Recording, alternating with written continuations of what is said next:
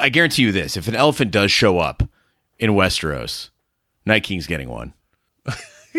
I'm not trading my dragon for an elephant.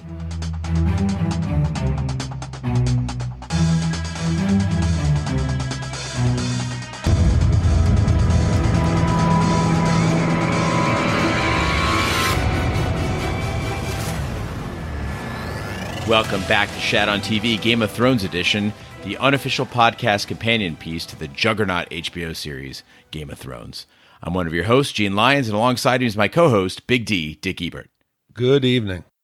This is our deep dive episode where we look at this week's episode of Game of Thrones and share our insights, research, and opinions. This week's episode was entitled The Dragon and the Wolf. It was the Season 7 finale in which Tyrion tries to save Westeros from itself, the Starks execute Littlefinger, the wall comes down, and finally, boat sex. So what was your take on it second time through? Second time through, what I realized is, the first time I thought we had a lot of closure, a lot of the loops got sealed up tight, we had nice completion to a lot of storylines. Second time through, I went, oh my God, there's actually so much open going into season 8, and it's going to be a very, very hard 500 or so days until we get the next season. For me, the first time through, it seemed like it was a long episode. You could feel the hour and a half, and there's a lot going on. I think when you're not watching it that initial premiere night with the all the anxiety and the build-up, I don't think you enjoyed as much. This I sat back and let it wash over me. I had less problems than the first one, as minor as they were. I still thought the entire Theon crotch kicking was a joke, but the conversation with Jon before I liked.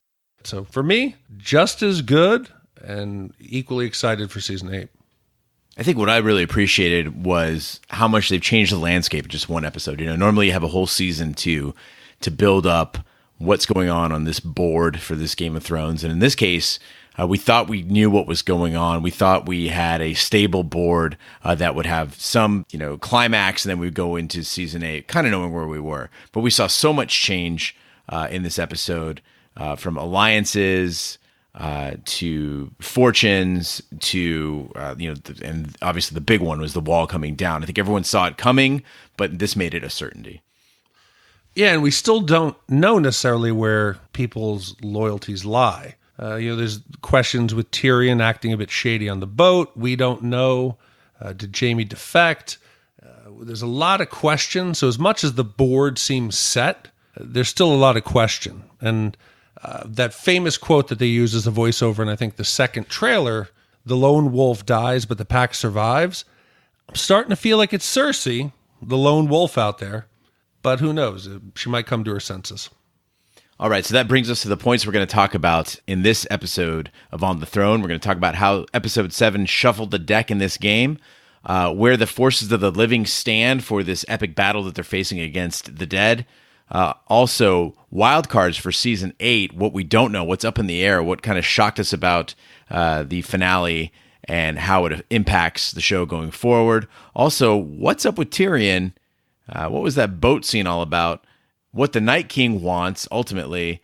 And Jon and Dany, do they have the upper hand in this battle with the Night King, or are they at a disadvantage? So we'll go over all of that. Plus, we're going to introduce an award in its inaugural year. We're going to do the Thronies, so we will have an opportunity for the fans to vote for their favorites from this season. We'll get into that at the tail end of the podcast. So first, let's get started on how Episode 7 shuffled the deck. Now, I talked about how different players came into different positions here, and the first one for me, that was the big one, despite the wall coming down, was Jaime abandoning Cersei. I think a lot of people wanted to know how much abuse he could take before he turned on her, how much disgust would build up until he realized that maybe she was not the woman of his dreams. And I think we saw that in this episode. That was my original take. Upon second viewing, much like Cersei has a plan. She intended to find a reason to walk away from that first gathering, to have Tyrion then come, make a big plea, to then acquiesce and decide to go north. They all know that Cersei wouldn't give in right away. So she played that out to make it more believable. That same feeling just kept creeping into my head with the Jaime and Cersei. She's overtly mean to him. She calls him the dumbest Lannister. She mocks the fact that he wasn't paying attention to father's lessons. I almost feel, and I might be crazy here, that she intentionally is pushing him to get him to travel north potentially with the information that she's not planning to honor her deal. Is there a potential she's doing like a double, reverse, that she's going to actually use Jaime's information to trick them and somehow try to flank them and actually take out more of the northern forces? Big D, when we met, I thought you were just a really nice guy. And here I'm seeing there's some devious action going on in that head, because that didn't even occur to me. But now that I think about it, yeah, this makes perfect sense. Why would she let somebody who knows her entire plan just walk away? And we saw in that scene, and we asked this on the Instacast, why does the Mountain draw blade but not strike him down? It seems that she'd want to let him go. And we talked about whether Cersei was conspiring with the Mountain. A totally different way to look at this is that the Mountain obviously is not a normal person. I mean, he's not having his own thoughts. He doesn't get off work and go have a beer at the pub. He is, for all intents and purposes, a zombie. And I do wonder if her thoughts or her feelings control the Mountain in some way. And in that sense that, he held off because she knew she wanted to hold off. Some people could see it as an emotional response. Other people could see it as this is part of her plan. So I like that idea. I wondered too about how she controls him, because there's obviously not too much going on in that mushy head of his. And I watched carefully this time where she and Tyrion are having the interaction, and Tyrion's trying to push her as hard as he can to get her to kill him. She lashes out verbally. The Mountain doesn't move. So maybe she's got some hand signals, or she's already kind of predetermined and told him what to do, because he didn't react too quick to that white coming out of the box. So maybe he's losing a step. Maybe he's not the undisputed, undefeatable guardian of the past. But she didn't just let Jaime walk out with vital information. She drove him out. She told him, "You don't walk away from me." She did everything but, give him his saddlebag, put him on a horse, give him a glove for his hand, and kick him out the door. Now, in that conversation with Jaime, we realized that Euron was faking everybody out, which is odd in and of itself. Like, we had somebody write in and say, well, what would happen if they're like, no, actually whites can swim quite well? Like, oh shit. I gotta go to the bathroom. I'm out of here. No, I think they just would have come up with some other drama, much like Cersei was inevitably going to walk away. Maybe that's why he provoked the fight with Theon to, disrupt the entire meeting, and they kick Euron out. Oh, I like that. So, man, you were on it today. All right, so Euron, we find out he's going to go ferry the Golden Company. He is off to Essos to go get them. And that's obviously bringing in a new fighting force for the Lannisters, not necessarily evening it out, but at least giving them a little more firepower. But that also brings us to the next point, which is Theon has said that he's off to rescue Yara, amazingly, in probably the worst scene of the episode. He's off to rescue Yara. Everybody's chanting Yara. He's going to go get him. Now, this sets up a showdown between Theon and Euron. I had this later on in kind of an unknowns for season 8, and I think I'll address it now because it's more fitting. Everybody's been complaining about the Theon redemption arc, and what the hell is a redemption arc? Because the characters are all shades of gray. They're not black and white. Good people do bad things. Bad people do good things. What if Theon's only reason for still being in the story isn't to go save Yara? Maybe he's going to attempt that. But what if in doing that, he somehow stops Euron from actually being able to get the Golden Company back? So his last act maybe save the sister and also deprive Cersei and the Lannisters of that 20,000 sellswords, horses, and elephants. Well, I hope he displays some new talent in order to do that, because we saw that he couldn't hold Winterfell. He can't win in a fight one-on-one, and aside from taking crotch shots and somehow miraculously beating a guy. So it's going to take some real magic from this show to make Theon a hero. No, I figured it out upon second viewing, how he beat the guy. He didn't beat him. If you watch it, the guy's a bit out of shape. He's a heavier guy. He gets winded from beating the piss out of Theon. When he's telling him, stay down, he's on his hands or on his knees. He's going, just stay down, stay down. So Theon tired him out with his face as a punching bag. So between the groin and using his the giant piece of meat on the top of his shoulders, that's his defense. It's to take a beating. So most guys who are getting winded in that sort of situation, you know what they do? They kill the other guy. That's what happens in the real world. Or at least with pirates.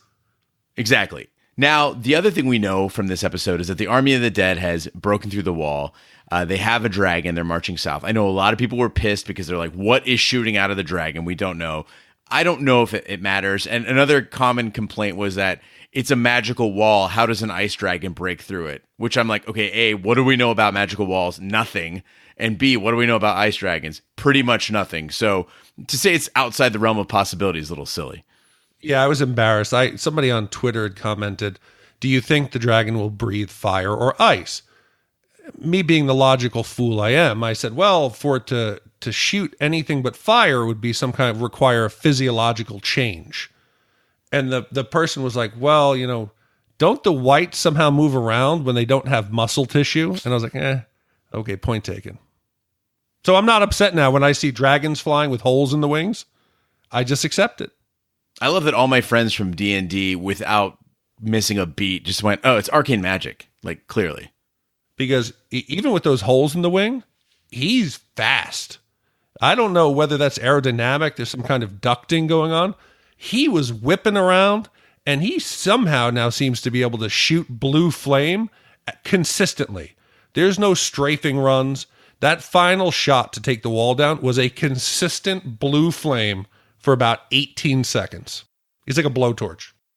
Again, one of the things I found was really interesting about that whole scene is that people were kind of complaining about the logic of it.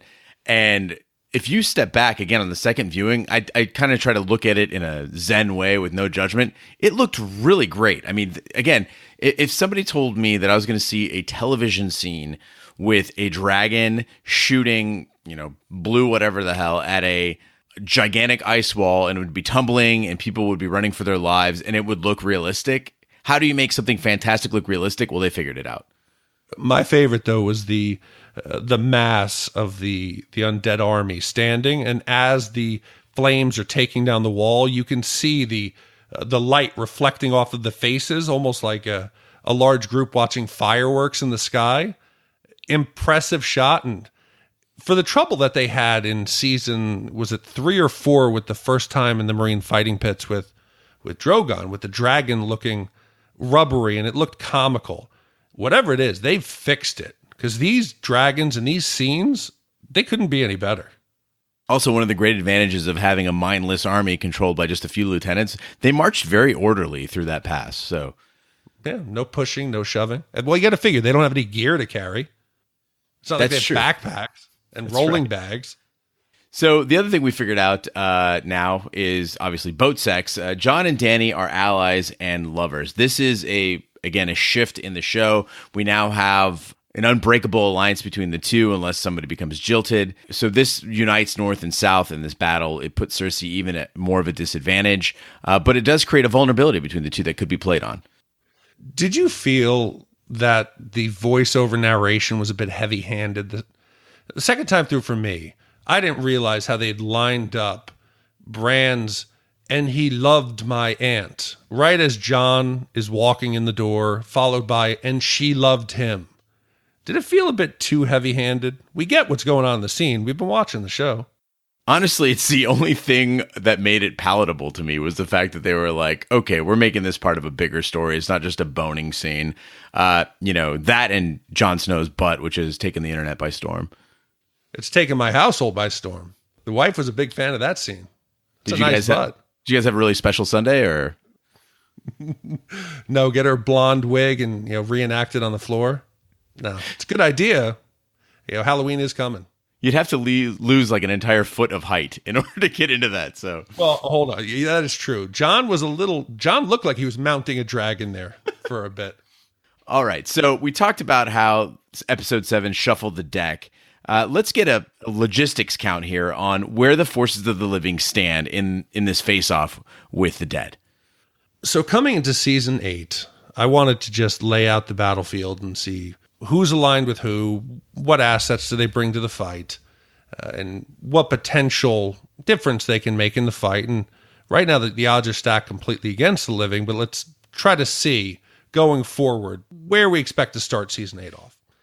So let's start with the Lannister forces. They're part of the living, but we don't really know whether or not Cersei is going to keep them in King's Landing. If somehow Jaime could come back and rally them and have them join the fight the last minute, or if Cersei has some longer play with the information that Jaime's bringing north, let's just say, they had 10,000 men at Castle Rock, 5,000 left back at King's Landing, gold cloaked, rest of their army, maybe, 90,000? Sound about right? Okay. How many Unsullied do you think had formed up in front of King's Landing? Well, again, we're talking about Game of Thrones, which throws around 1,000 quite loosely. Again, from the 300 style CGI replication of bodies out there, it looked like thousands upon thousands, but it doesn't seem likely. I mean, when we first saw the Unsullied, when they were first formed up at Marine, it's almost like their numbers have grown, which doesn't make any sense. There should be fewer of them. Yeah, because she didn't seem to have freed that many. There was a larger, their number of forces, just looking by scale, seemed to equal the number of the dead at the end. So let's just say somehow they've multiplied. By the visuals of what we saw, maybe they've forgotten how many she freed, or how many she left behind even, but let's just say there's 100,000. Then the Dothraki, there was 100,000 originally, but there's no way that she could have brought all of them over. So let's say maybe 30,000 of them. Wildlings, did Jon send all of them to Eastwatch? I mean, there weren't that many to begin with. So when they came down, you got to remember the Wildlings came down with men, women, and children, came into Castle Black. And from there, I think that he sent a fighting force. But it wouldn't be every man, woman, and child. I imagine it would be just kind of a force to occupy Eastwatch. It didn't look like that many there, but again, we only saw the watchtowers. We didn't see down into the hold to see how many people were there. It's hard to say. If you had taken the women and children, let them a little bit further south, start to farm the land like had been promised, and you put all the fighting, the men of fighting age to the wall, I don't know that any of them are going to be left. So we can't even really count them in the fighting force. I think we've also seen the efficacy of wildlings against the army of the dead at Hardhome. It's not going to be much. It's going to impede them in any way. In fact, you've already seen the army of the dead marching through Eastwatch, so their ability to impede, if they're not dead already, is quite limited to begin with. I would almost count them out. Yeah. So let's take the wildlings off the board. Another one we can take off the board is probably Euron's fleet. Yes, he has his miraculous 1,000 ships, but as we've seen, the dead don't swim, they don't go near the water. So what benefit could Euron's fleet provide other than transportation? Dunkirk, baby. Evacuations. Yeah, evacuations, or they didn't seem to have any kind of, I don't want to say this because I'm probably wrong. Did they have cannons? Could they shell the land? Yeah, I'm not sure Euron's fleet is capable of bombardment from sea to land. We obviously saw them firing on other ships outside of Casterly Rock, but it doesn't seem like they were firing at Casterly Rock itself. I'd say by the survival of the Unsullied, they didn't take any sort of shelling from those ships, so probably not. But again, you would imagine at close range, at least, they could fire on some beach-going whites. Yeah, but some beach-going whites. Yeah, it's a scene that I don't think we're going to see. But yeah, so I think they're pretty much off the board. The Northern Army with Jon, there's roughly 20,000. That's equaled by the Golden Company, which is coming over from Essos. If they make it, that's 20,000 sellswords, horses, and elephants. Do we have a chance here, potentially, of a white elephant? God, I hope not. Again, it's becoming a bit of a carnival over on the Army of the Dead. So they got giants now, they got dragon, throwing some elephants. I mean, I guarantee you this: if an elephant does show up in Westeros, Night King's getting one.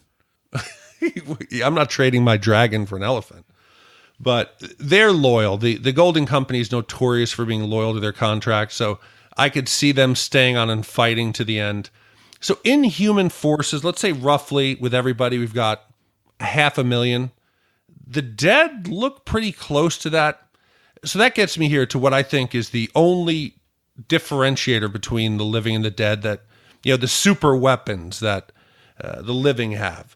The two living dragons, for me, they're useless at this point. What can you do? They're vulnerable to ice spears. Forget the scorpion. If you have the White Walkers stationed with spears, and we assume they can all throw them as well as the Night King did, with a Olympic gold medal accuracy and distance. Don't you think that Daenerys would be foolish to bring them anywhere near to really close quarter combat? I mean, yes, but at the same time, that's like saying that the U.S. Air Force and Navy are silly to fly sorties over enemy territory, right? I mean, there's going to be anti-aircraft guns. Things can take you out, surface-to-air missiles, and other fighters and stuff like that. But the fact is that you still take that risk. So the fact that they can blow out swaths of, like, imagine this: you take out several lieutenants with one blast of fire or one strafing run. It might be a chance you're willing to take, especially if you can keep them occupied on the ground with other things. Yeah, but the U.S. military and the U.S. Air Force doesn't have only 2 planes. That's a very good point. If you had 2 planes, you're not going to start going low to the ground. You're going to keep them up high, and you're going to try to keep them safe. Yes, if you're willing to go in for a strafing run and try to take out the key leadership, that they're worth it. But other than that, they're negated. On top of that, you have now the Night's Dragon, which seems faster, more deadly. He can fire consistently. And what weakness does he have? The Scorpion couldn't kill a living dragon.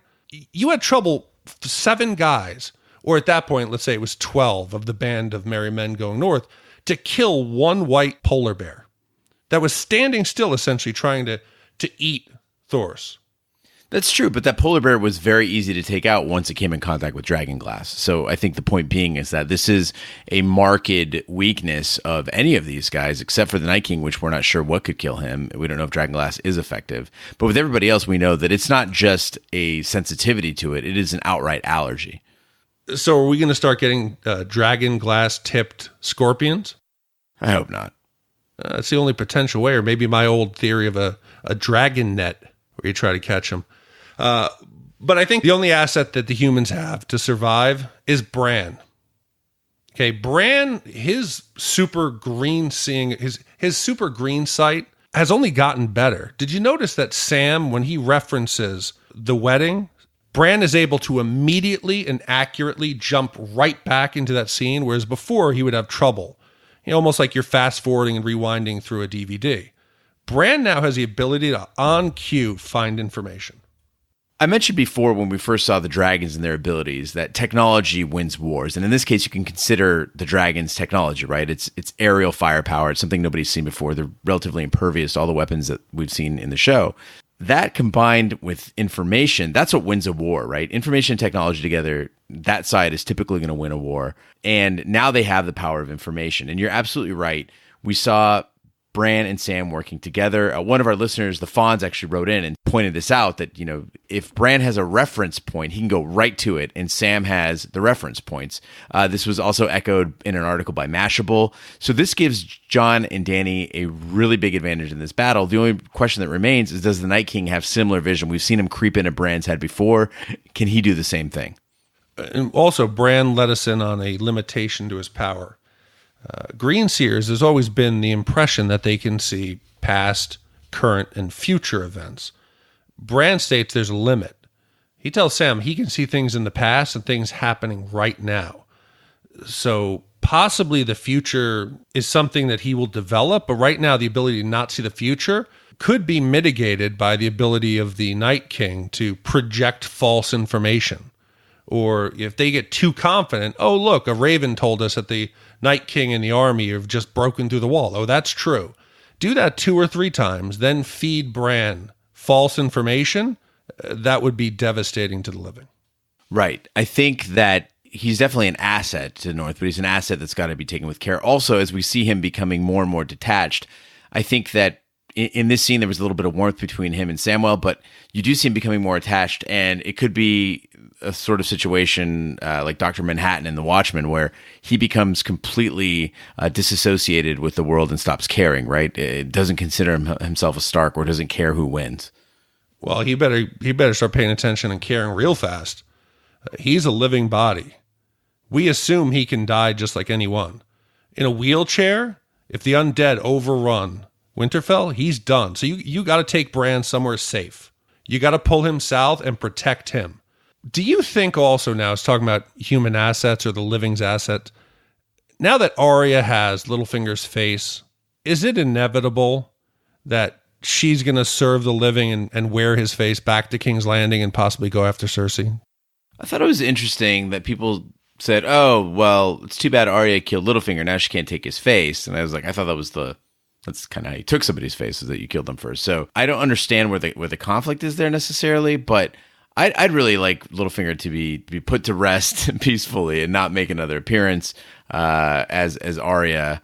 I liked the fact that they folded her back into herself, in the sense that she had that moment with Sansa on the wall, making her a much more relatable human being. And I would like them to continue that narrative.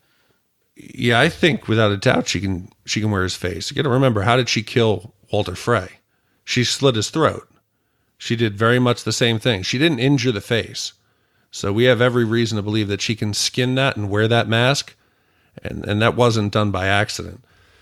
So I think in looking at all these assets, unless something dramatic happens, that the Lannisters do get involved and add their supportive men, the living are going to face an uphill battle where maybe this season they saved all of our major character deaths for a bloodbath that's going to come next season. Because I don't see any way this ends with the living on top. One of the opinions that's been widespread on Twitter that I really like is the idea that season 8 will consist of two movements, essentially. One will be the battle against the Night King, and that might even be really quick. It might be 1 or 2 episodes, and he's vanquished. And then the true battle begins, the civil war of Westeros. It's an interesting way to look at it, because personally, I looked at it as, okay, we got 6 episodes, and these two things will be happening concurrently. But it'd be interesting if they actually broke it up, where you had movement 1 was the battle between the living and the dead. Movement 2 was of the people who remain. Now the civil war breaks out. If both happen at the same time, that would be incredibly chaotic, and that could be a lot of fun to watch too. Did you also find we've for the dragons as a viable weapon for the last, let's say, season and a half that they've been a threat? We haven't viewed them as anything menacing, because they're on our side. When they come in, you're like, yeah, great. Woo, here they come to save the day. This time, to have an opposing weapon of mass destruction, I found myself dreading that he was on scene. Sure, it was inspiring. It was just awe-inspiring, but it was also dreadful to watch. When they were passing by the dragon pits and they spoke of Balerion and how dragons, at one point were able to just roam freely, and they might just kill you someday as they're flying by. They were free to do what they wanted. And Daenerys kind of mentions that as they were tamed, they became smaller and smaller. Here you see Viserion unleashed, and it is the sort of thing where we never saw those 3 dragons that Daenerys had attack King's Landing. It would be horrific. It would be like the firebombing of Dresden. There would be panic in the streets. The whole city would burn down, mass death. Daenerys, for all intents and purposes, really used Drogon in a very calculated, almost surgical way, keeping it away from the city, doing it strictly in a military sense. And even when she used all 3 dragons up north, it was against an army of the dead in an open field, right? Here we have the possibility of, again, a dragon that is nearly impervious to anything we've seen, that also can fire a constant stream of God knows what, with the Night King flying him, and raise the dead as he goes by. This could be, the first attack will be dreadful. Imagine if season 8 opens up with the army of the dead closing in on Winterfell. How do you think Winterfell would handle a direct dragon attack after the way the wall went down? You want to talk about breaking people's hearts?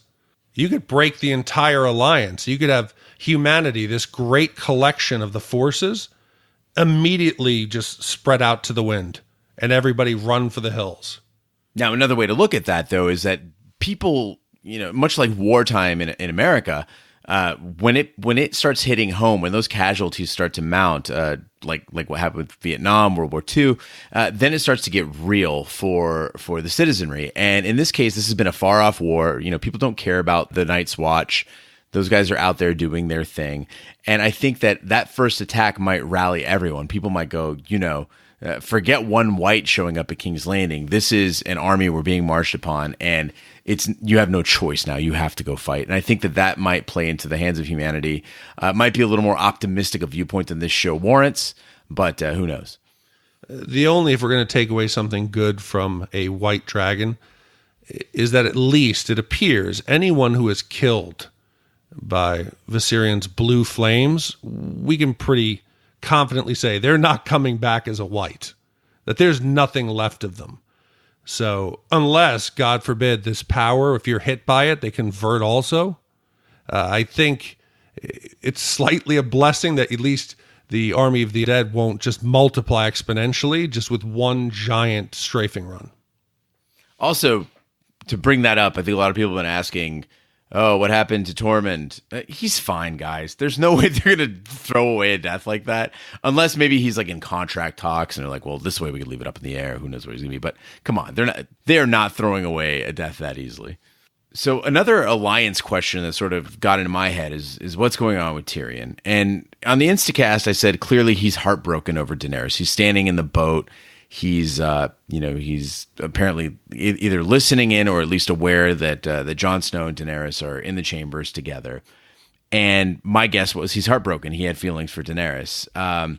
Then kind of had a second thought. I said, well, maybe he was just feeling guilty. Maybe he struck a deal with Cersei. Now, we saw him come out of that meeting with Cersei unscathed. It seemed like he was saying goodbye to Jaime. Everyone thought he was going to die in there, and he comes out of there. Now, it could be because Cersei knows she's got to leave him alive in order for her fake out move to succeed. If she kills Tyrion, everyone knows that there is no alliance, and she would get wiped out immediately. But it also could be that they struck a deal. I don't know if that necessarily plays out. So the only other thing you can think of is that he's just upset that he wasn't consulted. He is the hand of the queen, and he wasn't really asked about this move, as odd as it sounds, to share a bed with Jon Snow. Well, we know that Daenerys isn't Tyrion's typical woman. Even up until this episode, still has an affinity for whorehouses. So I don't think he's necessarily in love with Dany. Even though he is slightly hurt that she comments that Jon is too little and that Tyrion isn't the bravest. So even though he does have some ego, I don't believe it's emotionally motivated. From what you listed, there is an additional possibility. What if Tyrion's upset because at a time of war, for Dany to get involved in an emotional relationship, that can't help. When you start involving feelings into strategic decisions, it never ends well. And that's echoed by the director. Jeremy Podeswa said, from his point of view, Tyrion has always seemed 3 steps ahead. So this is a cerebral issue. And he says that as long as there's a professional alliance between Daenerys and Jon, that's something everybody wants. It's a helpful alliance. But if it gets personal, there's a potential for things to get very messy, and historically nothing good comes out of relationships becoming more complicated. So essentially it's just Tyrion, this compounds any complications that might come out of it. Again, there could be a vulnerability there, so he doesn't like it from that perspective, and I think that really gets at the heart of what you're saying, Big D. Yeah, anytime that your heart gets involved in making logical decisions, it doesn't do well. You look at some of the struggles that Daenerys had early on when she was shacked up with Daario Naharis. Maybe Tyrion feels he's got her on the right path. She's moving. She's making smart decisions. She's swiftly moving, and that end is in sight. And this might not be the time to be shacking up with your nephew. Yeah, and that fissure kind of brings us to a couple other questions, which is if we don't know what's going to happen with Jon and Daenerys, we don't know how Tyrion is processing all that, there's still a lot left up in the air, as we alluded to at the top of the podcast. There are a lot of wild cards going into Season 8, things that we just can't quite figure out, that Episode 7 popped into the forefront, and they have us scratching our heads a bit. Yeah, upon second viewing, when Jon, we have the fighting pit scene, everyone is shocked and horrified by the white in the box, except for Qyburn. Now we know he's out there and he enjoys the dark crafts, and he's responsible for bringing back the mountain, building Daenerys' giant dragon-killing crossbow. Do you think his inquisitive mind and his lack of fear might be a glimmer of hope that he could be an asset in the fight against the Night King and the dead? There's two ways to look at his reaction. One is just what you said, that he's inquisitive. He's wondering, what other vulnerabilities might be present, or how can we slaughter these things en masse. On the other hand, Qyburn's a pretty dark character, and he could also be thinking of how to weaponize this. And again, we've seen that he was able to reanimate the mountain, but we don't know by what method and what the limitations of the mountain are. Clearly, in this case, the mountain is a threatening and imposing being, but we don't know if there are weaknesses there. He definitely seems impressed when he picks up that hand. But I think that Qyburn has shown that he does have an odd sense of setting things right with taking out of Maester Pycelle. He's not necessarily a entirely black hat character, and again, consistent with George R.R. Martin's ability to make these darker shaded characters that aren't entirely bad and could help.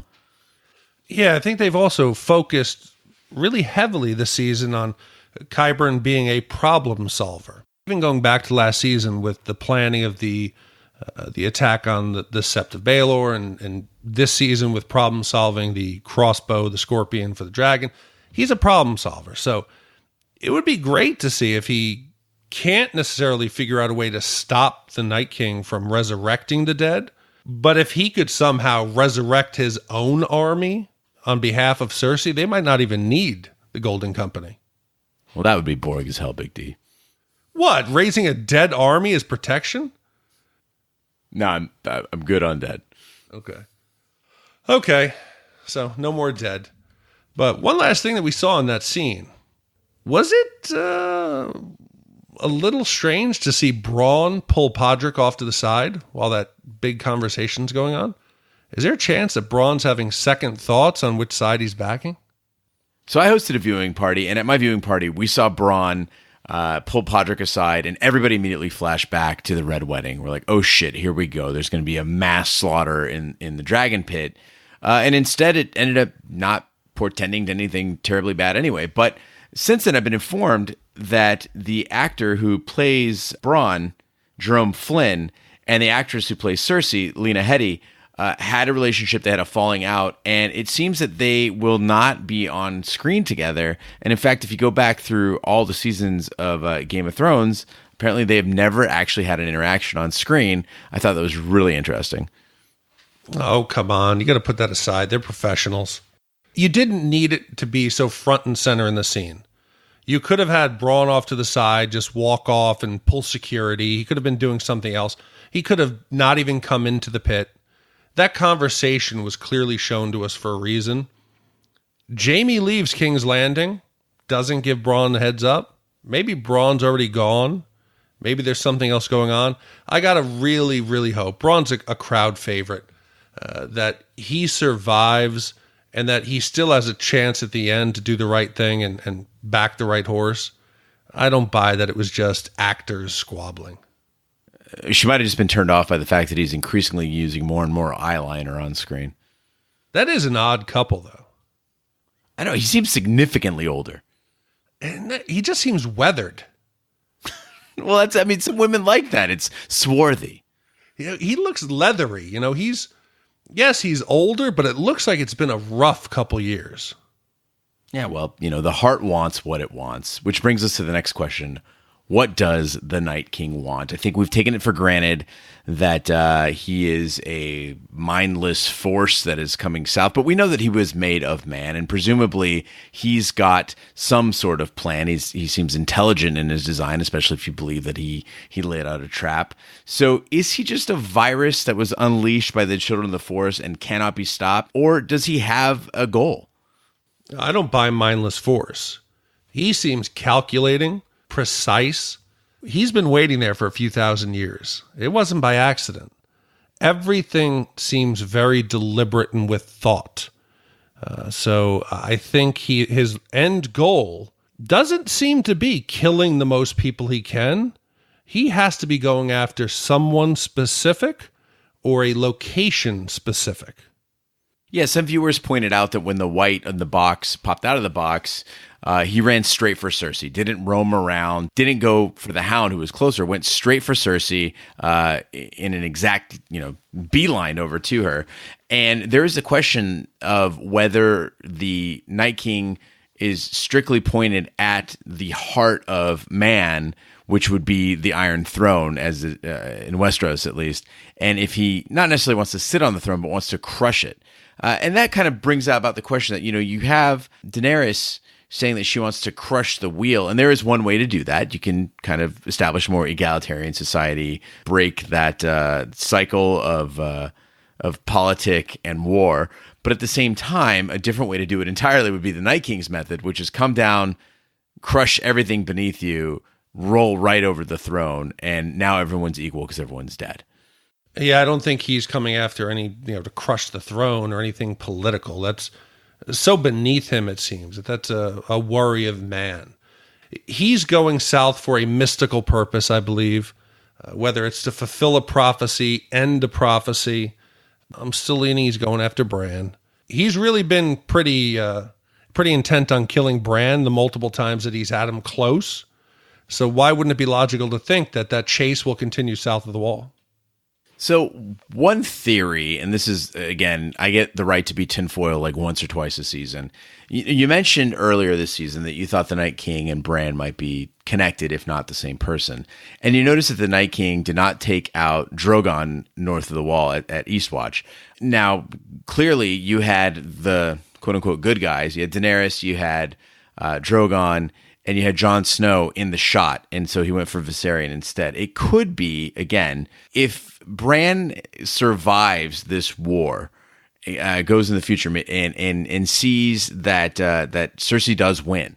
If this is Bran or the Night King is being influenced by Bran, that march south could be, listen, I know what happens. I know that the good guys lose, and the only thing that can stop Cersei is the army of the dead. Move them south. Again, it is far-fetched. There's not a lot of evidence to back it up, but it would lend motivation to what he is trying to do.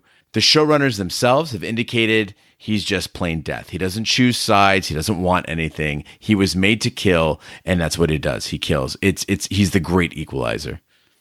I don't buy it. Why would you have this character who's the focus of so much of the story, that's rich in character development, and he's just mindless death? That's all he cares about.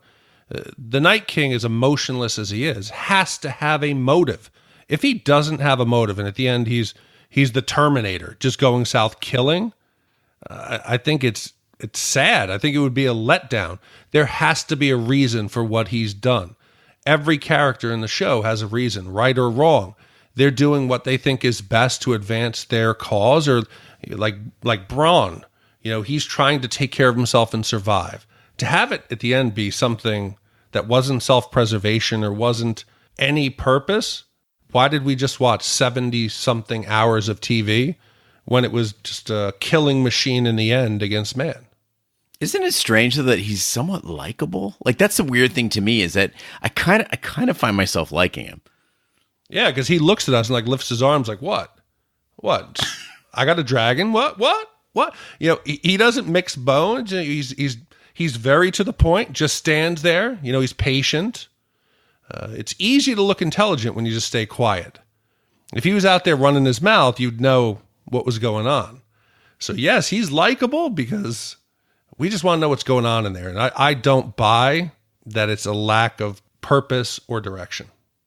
So we're contacted a lot by fans of Game of Thrones, and everyone has their fan favorites, whether they're fans of the Night King or Jon Snow or Daenerys or dragons even.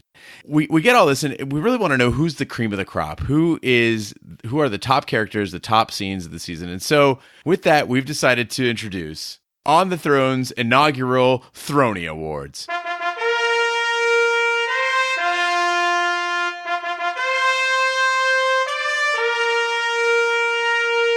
What the fuck are the Thronie Awards? Well, Big D's going to tell you. So we decided it would be fun to come up with some categories for the season and let people vote on their favorites. And the categories that we have are Best Hero, Best Villain, Best Performance by a Non-Human, Biggest Fan Gripe, Best Sex Scene, best battle, and who would you want to date your sister? So, Gene, you want to run us through these categories and see who's in the running for this prestigious award? Absolutely. Starting off, we're going to go with Best Hero. Now, obviously, everybody loves Jon Snow, so he's there. But we thought, you know what?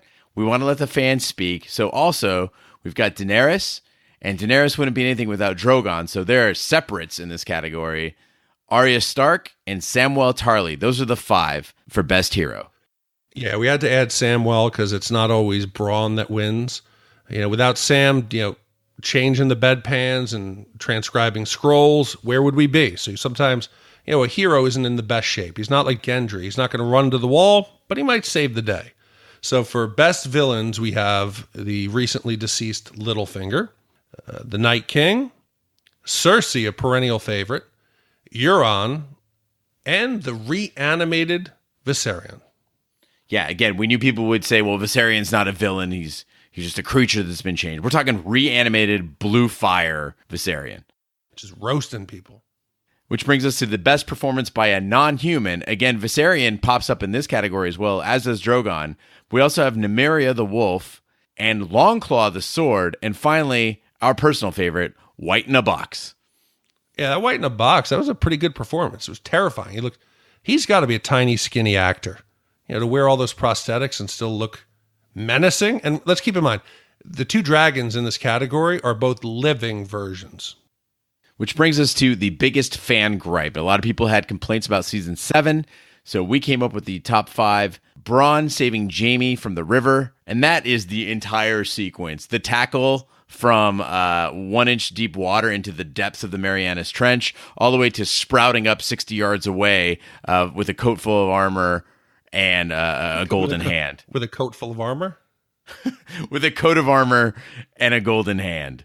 Also, the jetpacking, that is just one category on its own, how fast people were able to travel. Viserion in chains, again, Big D's explained it as trained polar bears, but a lot of people feel that's a gripe-worthy moment. Mission Impossible, i.e. the Magnificent Seven going north of the wall, just the entire idiocy of the plan. And finally, Ed Sheeran.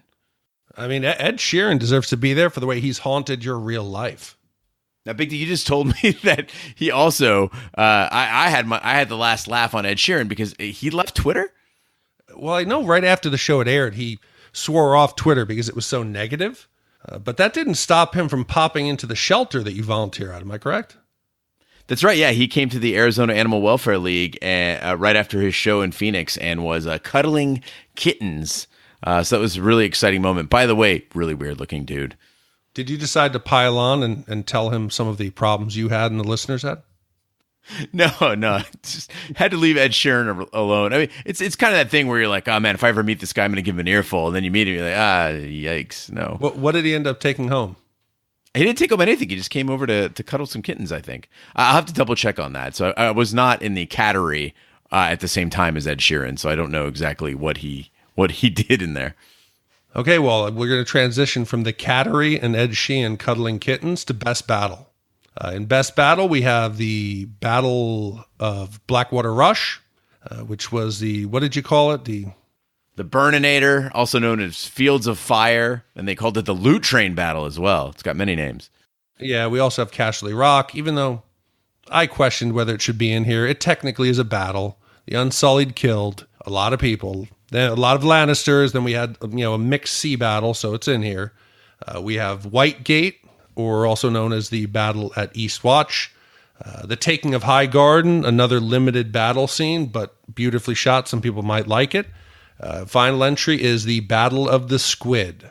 We have Pirates of the Caribbean on the sea, with the Silence, Euron, Yara, Theon, and a lot of dead sand snakes.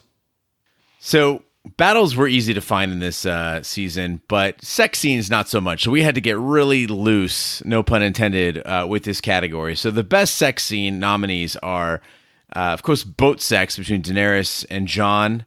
There was the oral sex between Grey Worm and Missandei. Cersei and Jaime, again, another oral scene. And finally, stretching the bounds of what we would consider sex, there was some digital sex or implied digital sex between Ilaria and Yara right before the Silence attacked. Yes. And to let the listeners in on a little funny side thing here, my wife was in the office as we were setting up, and we were struggling to find sex scenes. So I asked my wife, I said, wasn't there some dry humping between Ilaria and Yara? I think there might have been a hand down the pants, and instantly Gene springs into action. He's like, I'm watching it now. He's like, this is for research. He goes, yep, there's a hand down the pants. There's a hand down the pants. So this does count in the category. Not as exciting as the others, but equally shocking that this season had less than 4 sex acts. Yeah, people have said there's so much less nudity this season, and I think I don't know if it's a testament to the maturing process of the show, or if it's a testament to the fact that these people are getting famous and their contracts are getting a little tighter on the stipulations there. We did see a beautiful shot of Kit Harington's ass, though, so at least that's still a treat that we can indulge in. It's like the statue of David. It's carved out of marble. I know, I broke an eye on it. That thing's... But you talked about all the dick jokes to start off the episode, where you have cock rules the world and sex, and it's become as non-sexual as can be. So it's kind of odd. Speaking of non-sexual, the final category, who would you want to date your sister? So first we had Samwell Tarly. We know that he treats Gilly quite well. We have Podrick. He was a fan favorite with the working ladies in the brothels in King's Landing. So Tripod is in there. Jon Snow, he may know nothing, but he seems to have learned some stuff in the bed. This one is from my wife. She said, you have to add Jorah because, quote, he's nice, loyal, and he could protect my sister. Now, Gene, I know you have a sister. Would you want Jorah minus the grayscale dating your sister? I wouldn't mind Jorah mining my sister. Jesus. Whoa. I wouldn't mind Jorah minus the grayscale dating my sister, provided my sister was minus her husband. But my sister is a doctor, so she could really help Jorah out, I think, a lot better than Samwell Tarly does. She's read a couple books. And the last one in the categories, if you want your sister to really have some fun, is Dickon Tarly. Our illustrious linebacker and punter shoulder pads. I think he was gone far too soon. We apologize, ladies, for that horrible chain of events. Well, you can honor his memory by voting him who you'd like to date your sister. Unless you're spiteful and jealous and you want him for yourself and not your sister. So if you've been motivated to vote for your favorite characters, favorite scenes in Game of Thrones Season 7, you can vote at shadontv.com/Thronies. You can read all these with the full descriptions of the nominees. We'd love to hear what you think, and we'll present those in next week's Season 7 recap. Sounds exciting. Go and vote. It'll be something fun, and hopefully we could do this, at least one more time for Season 8. So that concludes this week's episode of Shat on TV Game of Thrones Edition. Be sure to follow us on social media and share with a friend. We're on Twitter, Snapchat, and Instagram at Shat on TV. On Facebook, search for Shat on TV Podcasts. The website is shatontv.com, and if you'd like to vote on the Thronies, it's shatontv.com/Thronies. Email is hosts@shatontv. If you'd like to write into us, again, the small council will be coming up later this week. We got tons of great emails, but we'd love to hear from you, your opinions on the deep dive, your opinion on the season finale. Go ahead and write to us again at hosts@shatontv.com. We're everywhere fine podcasts can be found, including iTunes, Google Play, Stitcher, and YouTube. Be sure to subscribe. And if you stop by iTunes, please do leave a review. That helps the podcast grow. A lot of fans have been asking, what's up with Raj? Raj is doing a new project called Show Spoilers with our friend Kevin Brackett from Real Spoilers. He's been a guest on Shat the Movies. If you'd like to connect with Show Spoilers, find them on Twitter at All The Spoilers. Yeah, so that's cool. A lot of people have been asking about Raj. If you want to get your Raj fix, it sounds like they're going to be doing first-run TV shows. Do you know what they have planned? Yeah, so they just did the Season 7, Episode 7 of Game of Thrones, and they did a great job on that. It's a little longer format. It's about 90 minutes, and then they will be doing Mr. Robot next. Yeah, very cool. Kevin had joined us on Shat the Movies for, I think it was the Fifth Element review. He's a good guy. The Real Spoiler guys do a quality program, so we're happy that Roger found an outlet. Give him support if you're a Roger fan. And we'll put the link in the show notes so you guys can find them easily. All right. On behalf of my co-host, Big D Dick Ebert, I'm Gene Lyons. Be sure to join us on Thursday for the Game of Thrones Small Council. Thanks for listening, and as always, be sure to knock twice before joining us on the throne.